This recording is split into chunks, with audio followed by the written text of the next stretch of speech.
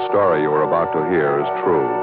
The names have been changed to protect the innocent. Fatima Cigarettes, best of all king-size cigarettes, brings you Dragnet on both radio and television.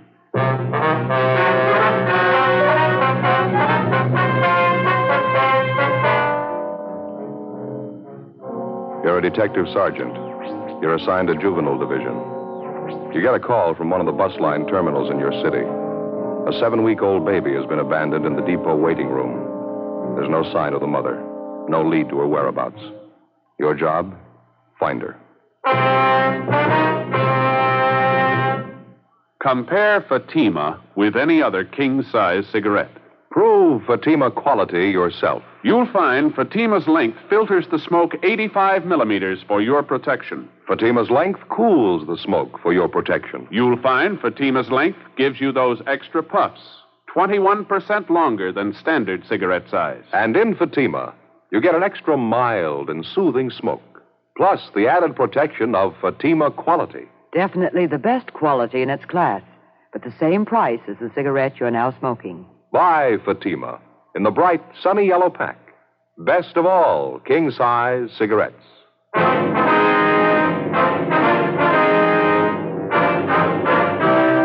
Dragnet, the documented drama of an actual crime. For the next 30 minutes, in cooperation with the Los Angeles Police Department, you will travel step by step on the side of the law through an actual case transcribed from official police files. From beginning to end, from crime to punishment, Dragnet is the story of your police force in action.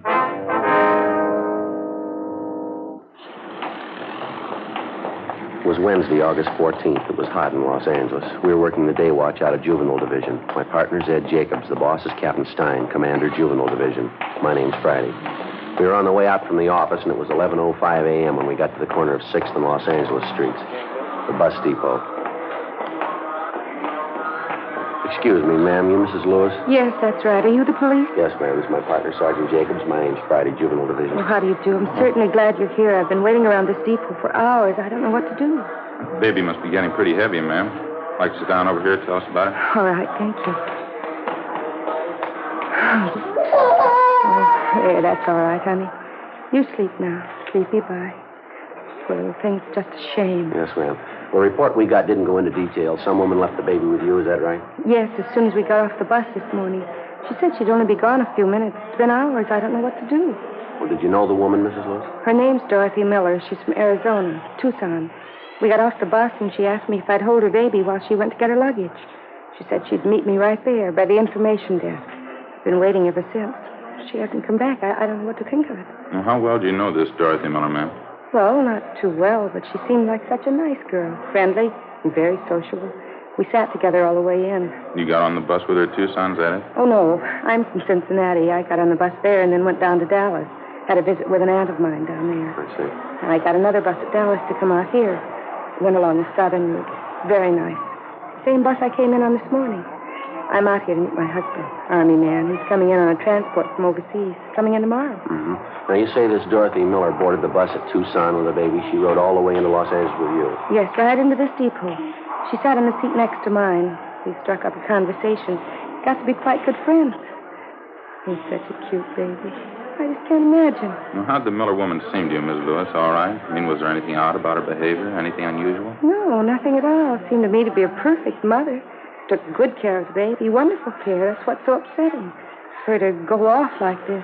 Leave her baby with a stranger. It doesn't make any sense. Well, now, you say you talked to this Dorothy Miller quite a bit along the way, ma'am. I beg your pardon? What was that? Maybe if we move out the car, Joe, it'd be a lot easier to talk out there. Yeah, that's a good idea. Ms. Lewis, would you mind coming along with us to our car? It's parked just down the street. Should be a little quieter there, huh? Yes, all right.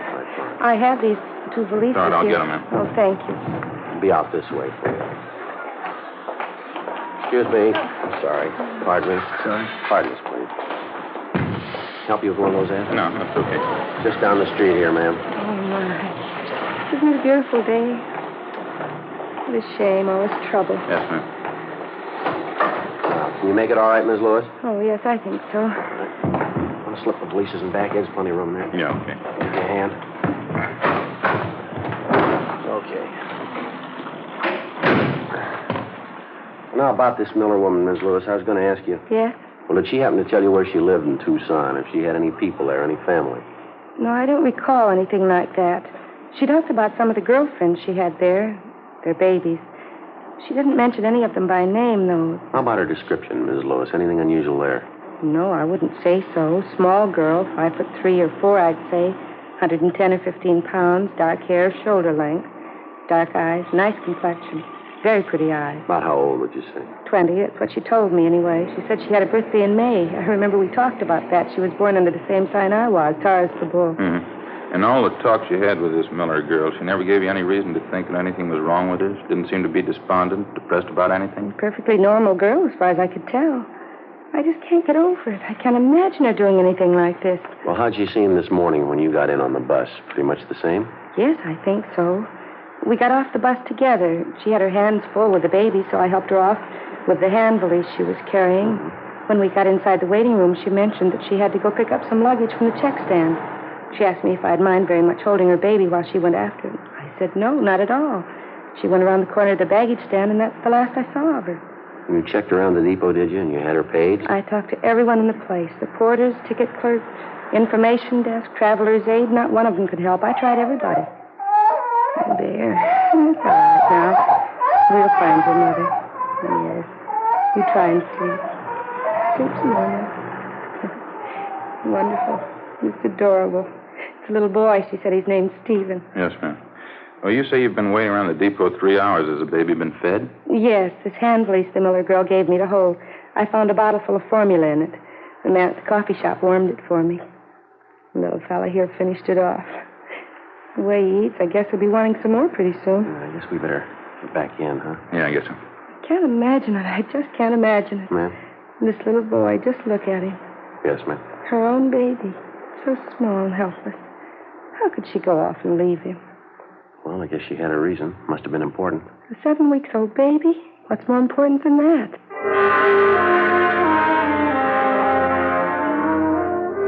Before we left the bus depot, Ed contacted the clerk at the depot information desk and left our card with him.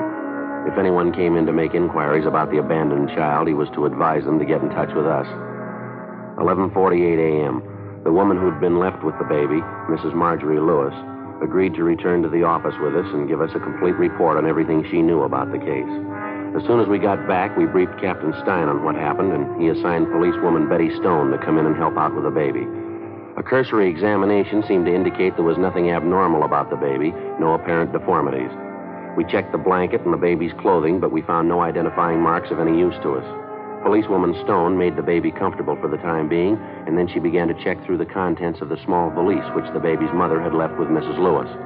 It contained the usual assortment: baby oil, powder, dextrose, a few cans of milk, a couple of blankets, and a supply of diapers. Ed and I continued to interview Mrs. Lewis. Is this the Miller woman's first baby, do you know, or did she happen to mention it? Yes, it's her first. That's what she told me, anyway. Did you talk about the baby's health at all? Was there any trouble there, would you know? Well, she did say she had some trouble with the formula at first. It didn't seem to suit the baby. Wasn't anything serious, though. As a matter of fact, that does worry me a little bit, Sergeant. What's that? The baby's formula. Mrs. Miller did say it had to be fixed a special way. Some special medicine she put in it, too. Are you sure the baby's going to get good care? Yes, ma'am. There's no need to worry. He'll be moved to General Hospital. I'll look after him. But the special formula, the medicine she was giving him, will they know about that? Will they know how to feed him? Well, they've handled cases like this before, Ms. Lewis. They're pretty competent people. They'll know what to do. Well, I surely hope so. I don't know why I'm so concerned. I guess it's just the little fellow's so small, all alone, so helpless. Terrible shame. Yes, ma'am. About this special formula the baby has to have, what's the reason for that? Would you know? The baby been sick recently? No, I don't think so. Mrs. Miller did say he was a little sickly when he was born, spent a little time in an incubator. I don't believe it was critical, though. At least I didn't gather that. Well, thank you very much, Ms. Lewis. Appreciate your cooperation, everything you've done on this. Not at all, Sergeant. I only wish I could be more help. You mind telling us where you'll be stopping in town, ma'am? Possible we might have to contact you again. Well, I don't have any reservations. I was thinking of staying at a hotel close to downtown. And there's a big convention in town. Most of the places are pretty crowded. We'd be glad to help you find a hotel space if you like. Oh, well, that's certainly very nice of you. Not at all. Sergeant Friday, could I see you a minute, please? Yes, all right. Would you excuse me, please? Surely. Yeah, Betty. For a policewoman, I'm not bad at checking diapers. How do you mean? Over here. The valise the mother left with Mrs. Lewis. Mm-hmm. Did you come up with anything? Didn't think so at first. Went over the valise, everything inside, nothing. And I started putting the things back in the bag. Found this and that stack of diapers there. Mm-hmm. Paid receipt for a hospital bill. Maternity ward. Santa Maria Hospital, Tucson. There's the patient's name right there at the top. Mm-hmm. Dorothy Miller. 12:30 p.m. A local broadcast and an APB was gotten out on Dorothy Miller. And then we sent a communication to the Tucson Police Department laying out the story for them and asking them to check with the Santa Maria Hospital there for a possible lead on the missing mother.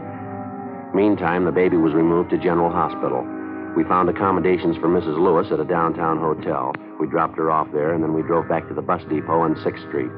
We tried to locate the driver of the bus on which the Miller woman and her baby had arrived that morning. We were told he was off duty and that he wouldn't report back until 8 o'clock the following morning. We left our card along with a message for the driver, asking him to contact us as soon as he returned. For the rest of the afternoon, Ed and I, along with the 2 other men from Juvenile Division, checked with all the bus depot personnel, but we were unable to turn up any kind of a lead.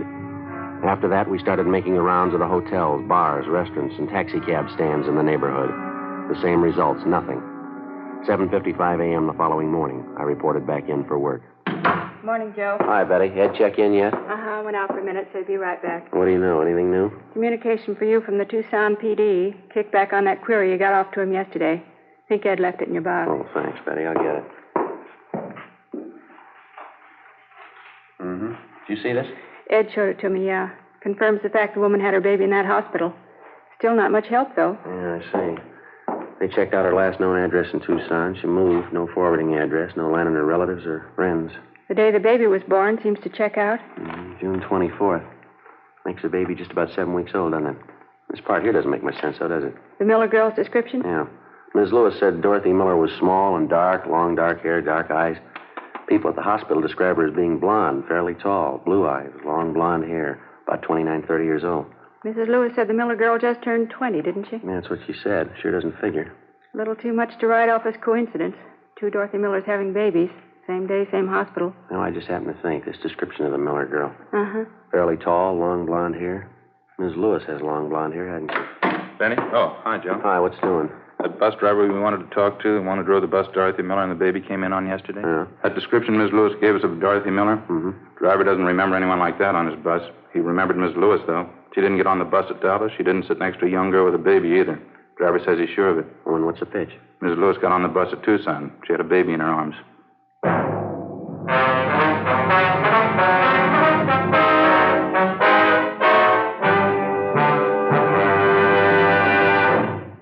You are listening to Dragnet, authentic stories of your police force in action. Fatima, America's first, largest selling blended cigarette. Now king size. The only king size cigarette that makes you this money back guarantee. Buy a pack of Fatimas.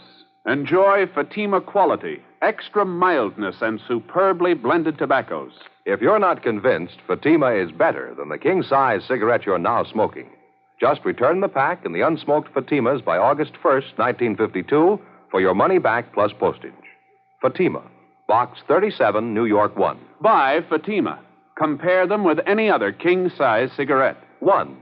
Fatima's length filters the smoke 85 millimeters for your protection. 2. Fatima's length cools the smoke for your protection. 3.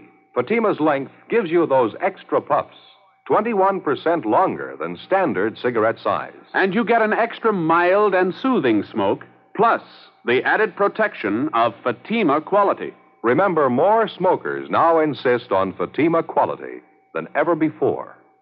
Buy Fatima. In Fatima, the difference is quality. Best of all, king-size cigarettes.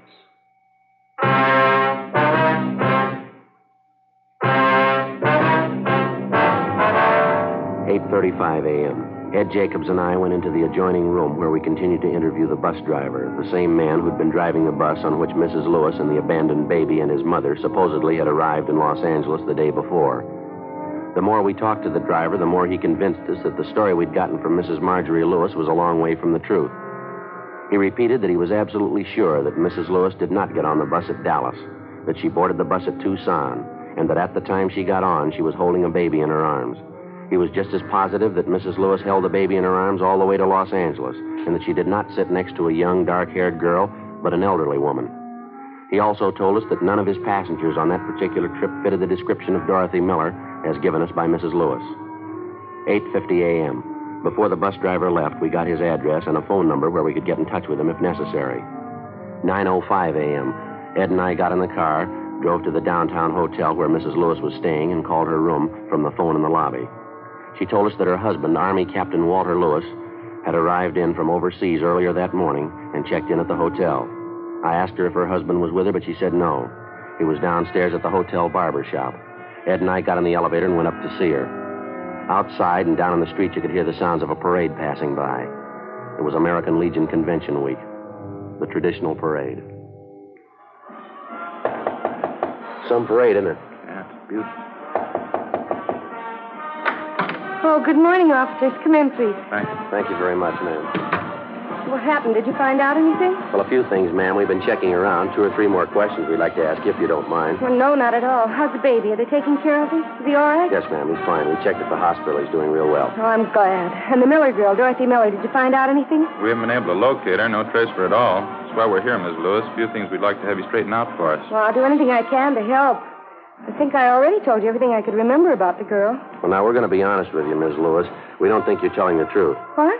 Well, I don't understand. We talked to the man who was driving the bus you came in on yesterday, the same bus you say Dorothy Miller and her baby were on. Yes, that's right. Well, the bus driver couldn't remember the Miller girl. Told us none of his passengers even came close to her description.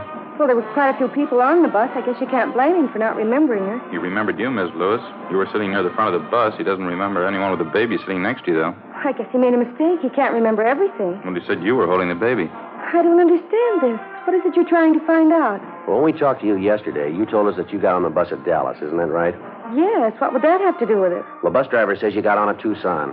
You seem to remember it pretty well. He says when you got on the bus, you were holding a baby in your arms. Well, that's silly. He's wrong. He must have me confused with somebody else. I don't see how, ma'am. He says you were the only woman on the bus with a baby. What's the point of this, Sergeant? I don't understand any of this. Well, frankly, neither do we.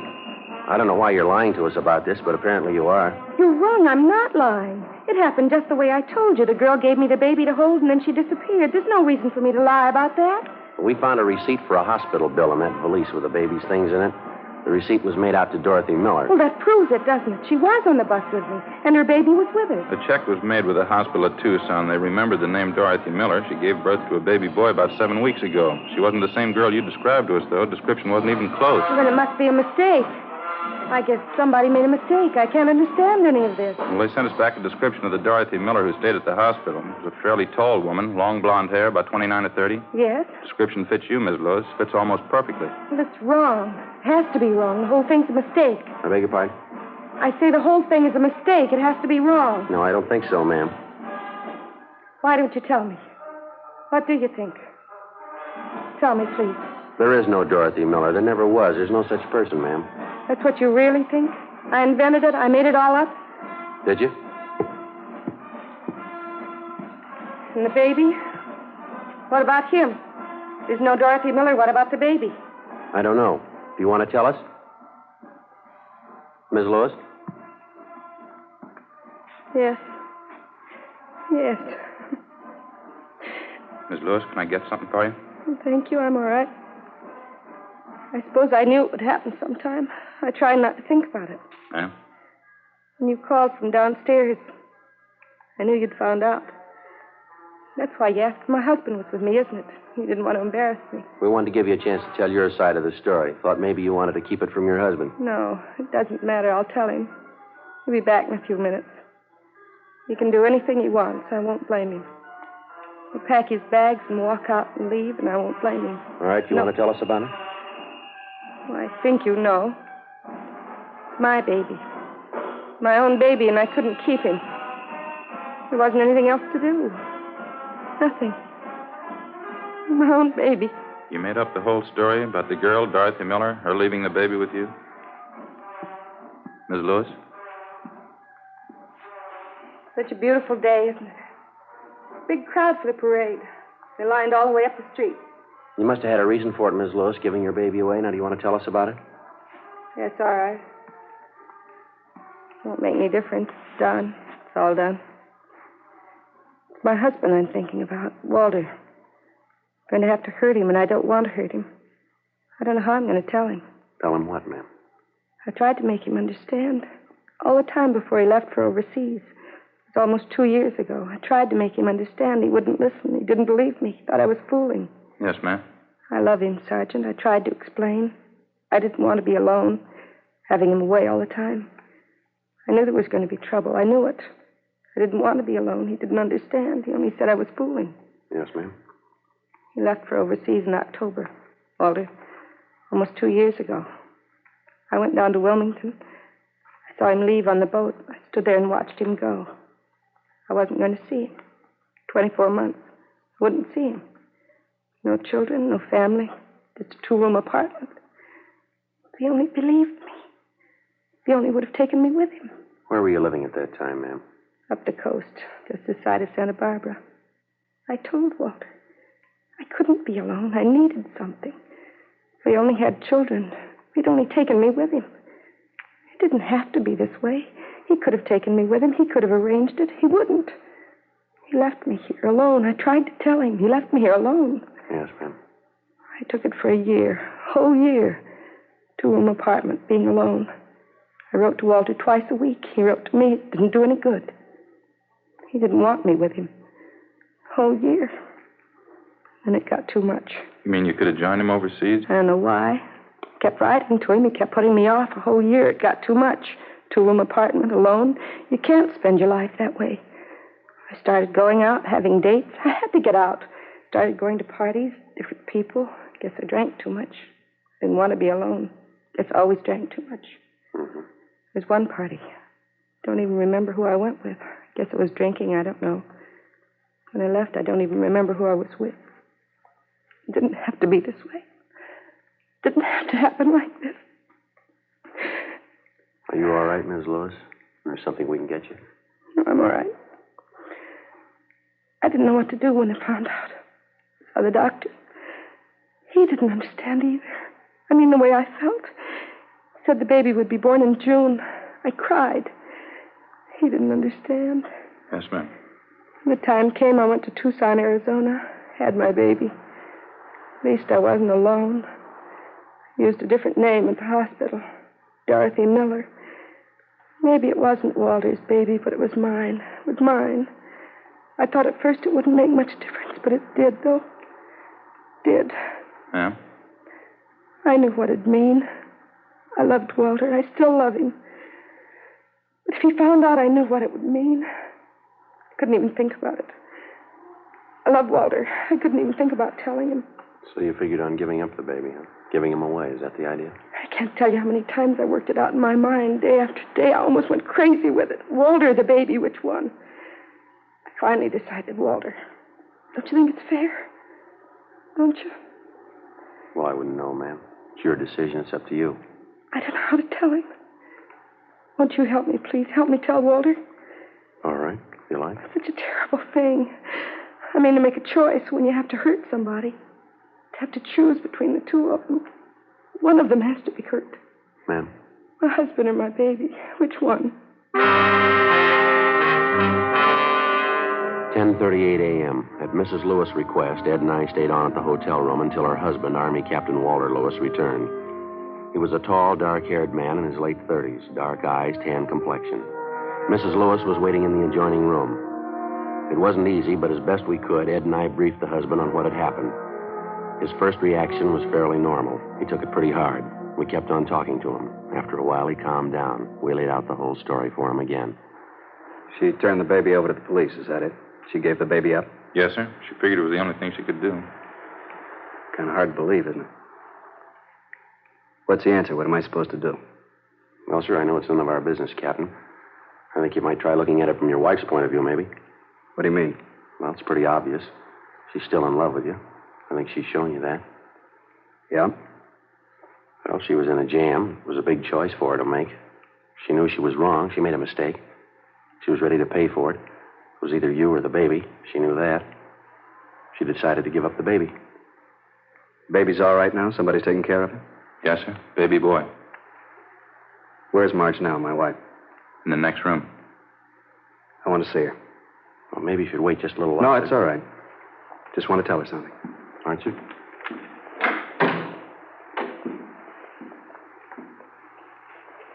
Marge? What can I say, Walter? Sorry. Sorry, there isn't anything else I can say. You don't have to say anything, Marge. You can do what you want. I won't blame you. Got a right to do anything you want. I just want to tell you, Walter, I love you. And I'm sorry. I'm sorry. Sit down, Marge. Come on, sit down. I won't blame you, Walter. Anything you do, I won't blame you. It's going to be all right, honey. Nothing to cry about. Everything will be all right. Try and take it easy, dear. You got a little mistake here. I guess I made my share of it. It'll all work out. Officer? Yes, sir. I'd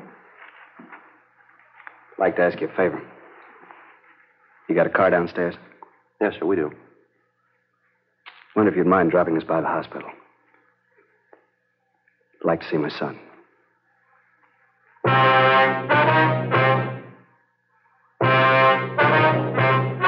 The story you have just heard was true. The names were changed to protect the innocent. On Thursday, August 15th, a meeting was held in the District Attorney's Office, City and County of Los Angeles, State of California. In a moment, the results of that meeting. And now, here is our star, Jack Webb. Thank you, George Fenneman. Friends, you've just heard the 130th consecutive Dragnet broadcast for Fatima. Now, the only reason we're able to bring you these programs is because so many of you have switched to Fatima. If you haven't tried Fatimas yet, I wish you'd do this. Buy a pack and compare them with the king-size cigarette you've been smoking. You'll find Fatima gives you an extra mild and soothing smoke. You'll like Fatima's better flavor and aroma. What's more, I kind of think you'll agree with me. Fatima's the best of all king-size cigarettes.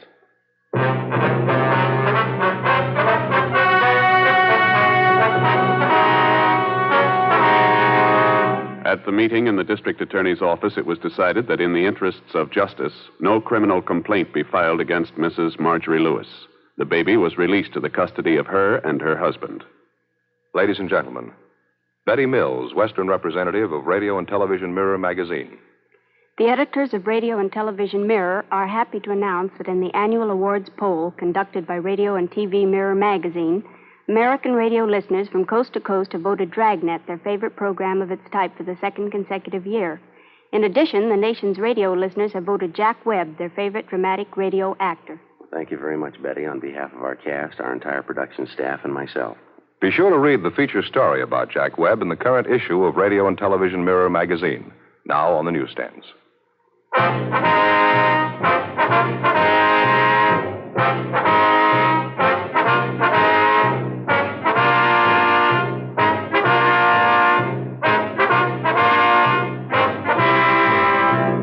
You have just heard Dragnet, a series of authentic cases from official files.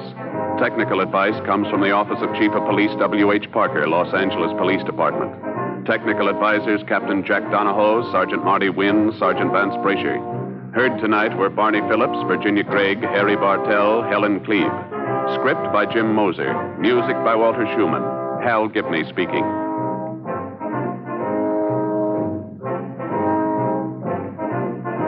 Fatima Cigarettes, best of all king-size cigarettes, has brought you Dragnet, transcribed from Los Angeles.